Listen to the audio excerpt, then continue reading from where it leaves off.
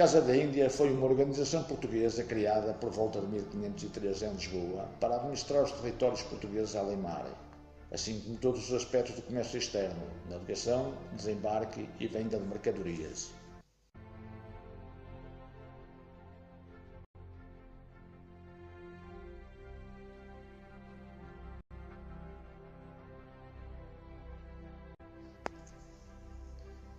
Assegurava o monopólio régio da navegação e comércio do Império Português, desenvolvido na sequência dos descobrimentos do século XVI. Funcionava como feitoria, alfândega e arquivo central, sendo a mais importante instituição económica de Portugal na época.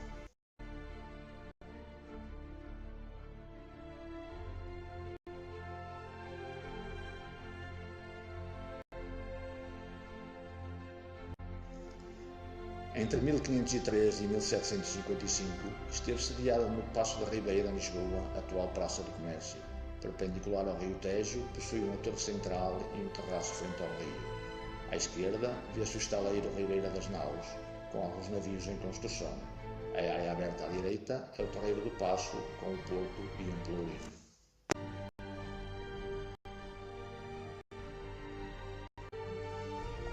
Os precursores da Casa da Índia surgiram para administrar as oportunidades comerciais resultantes da exploração portuguesa do litoral africano.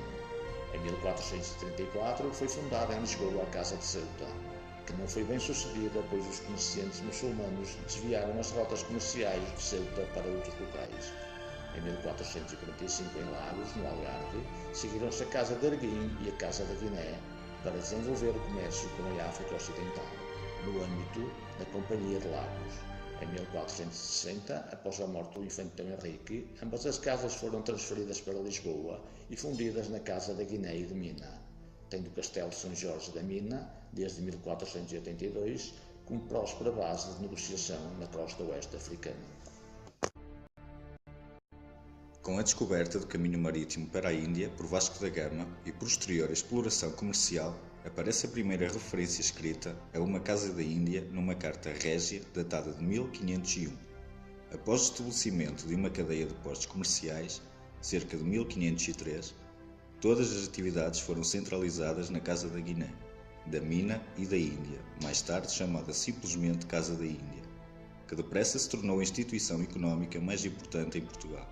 Localizada no Palácio Real, no Terreiro do Paço, atualmente designada de Praça de Comércio, crê-se que a Casa da Índia teria produzido um mapa secreto, o Pradão Real, semelhante ao planisfério copiado por Cantino, a partir da qual as cartas náuticas seriam elaboradas, contraparte do Padrón Real em espanhol.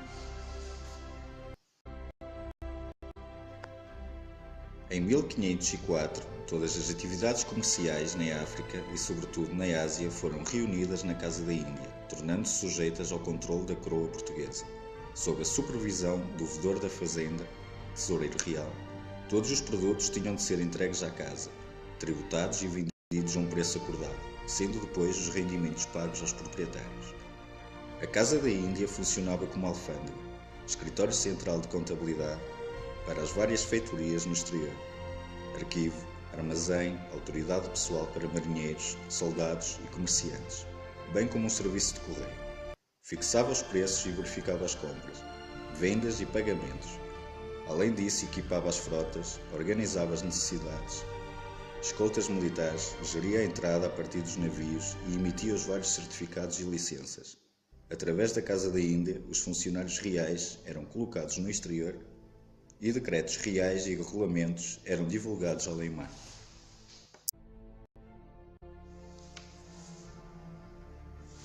Entre 1506 e 1570, a Casa da Índia manteve o monopólio real sobre todas as importações e as vendas das principais especiarias, pimenta, cravinho, gengibre, noz-moscada e canela, além de outras mercadorias como a seda, pedras preciosas e goma laca, bem como sobre a exportação de ouro, prata, cobre e coral, cobrando 30% de imposto sobre os lucros dos restantes produtos, mantendo a coroa como a entidade reguladora do comércio em geral. Ao longo de cerca de 30 anos, em 1503 a 1535, os portugueses ultrapassaram o comércio de especiarias veneziano do Mediterrâneo. Em 1506, cerca de 65% dos proveitos do reino eram provenientes das atividades além-mar. Em 1510, a coroa portuguesa obtinha cerca de 1 milhão de cruzados anuais apenas do comércio de especiarias, que em 1518 representavam 39% da receita da coroa. O monopólio real sobre as exportações do cobre gerou também grandes ganhos, uma vez que o cobre tinha grande procura na Índia e na África Ocidental. De 1495 a 1521, a coroa portuguesa importou de Antuérpia, então o centro do comércio internacional, cerca de 5.200 toneladas de cobre, principalmente aos Fugger da Hungria, que exportou em seguida principalmente para a ilha.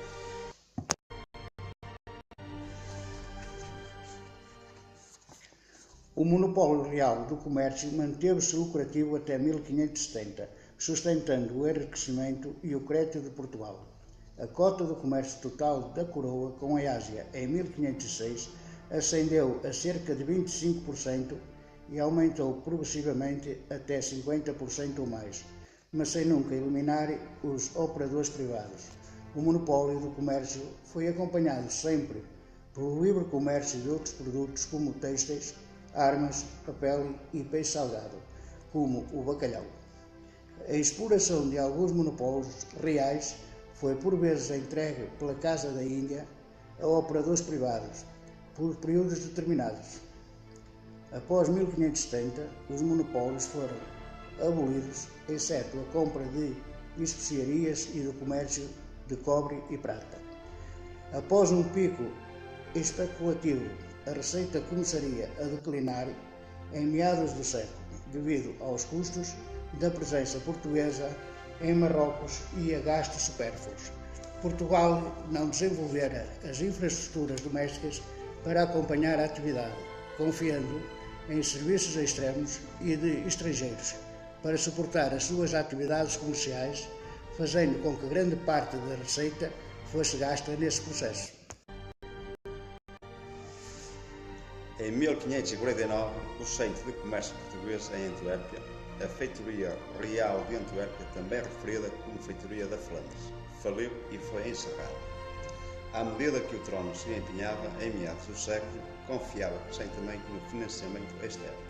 Cerca de 1560, a receita da Casa da Índia não era suficiente para cobrir as suas despesas. A monarquia tinha entrado em ruptura. A política de monopólios foi atenuada em 1570. Em 1600, durante a União Ibérica com Espanha, o rei espanhol nomeou a comissão formada por 3 castelhanos para acompanhar a Casa da Índia, levando uma forte resistência de Portugal. Em 1642, após a restauração da independência, a política de monopólios foi finalmente abandonada, passando a Casa a ter um caráter essencialmente de alfândega.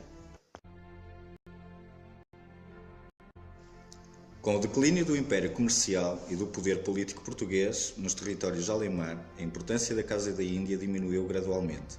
Em 1822, com o surgimento de uma monarquia constitucional e de novas estruturas do Estado em Portugal, diversas competências da Casa da Índia transitaram para novos ministérios e agências.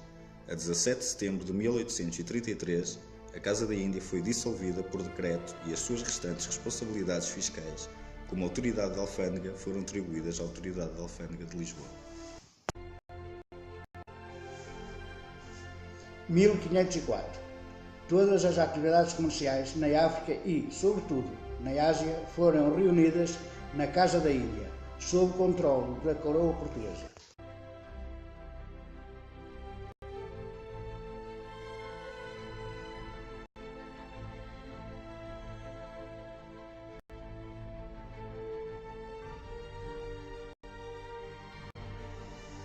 Em 1525-1528, João de Barros foi tesoureiro da Casa da Índia.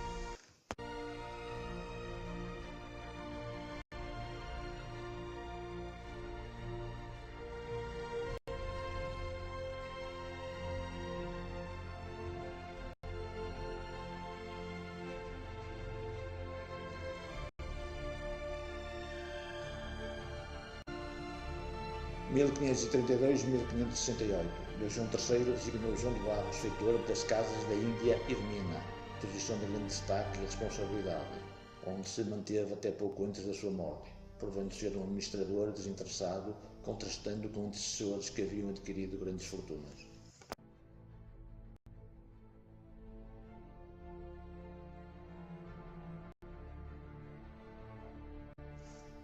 Em 1570, parte dos monopólios reais foram abolidos, exceto a compra de especiarias e do comércio de cobre e prata.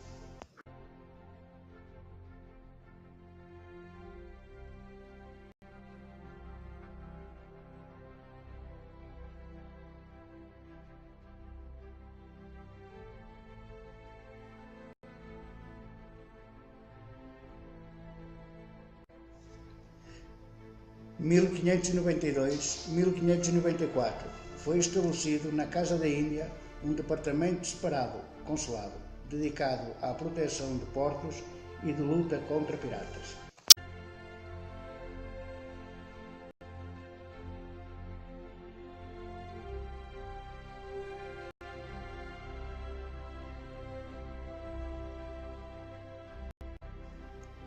Em 1600, durante a União Ibérica com a Espanha, o rei espanhol nomeou uma comissão formada por 3 castelhanos para acompanhar a Casa da Índia, levando a forte resistência de Portugal.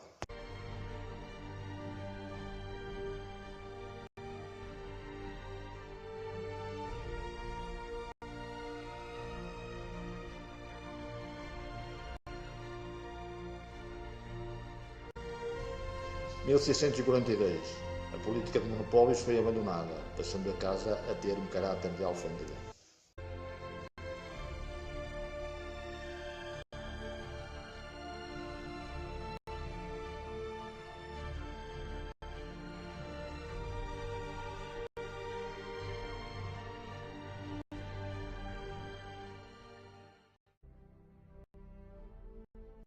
Em 1709, o padre jesuíta Bartolomeu de Gusmão demonstrou os princípios de voo de balão e ar quente, fazendo voar um aerostato no interior da Casa da Índia.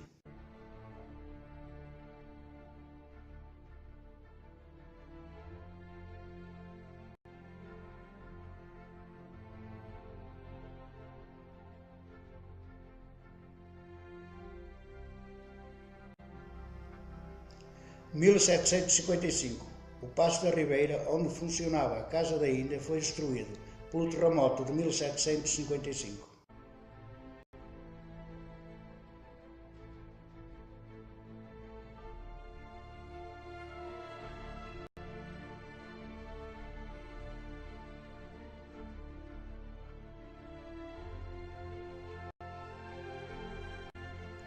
Em 1833, a 17 de setembro, a Casa da Índia foi dissolvida por decreto e as suas responsabilidades fiscalizadoras atribuídas à Alfândega de Lisboa.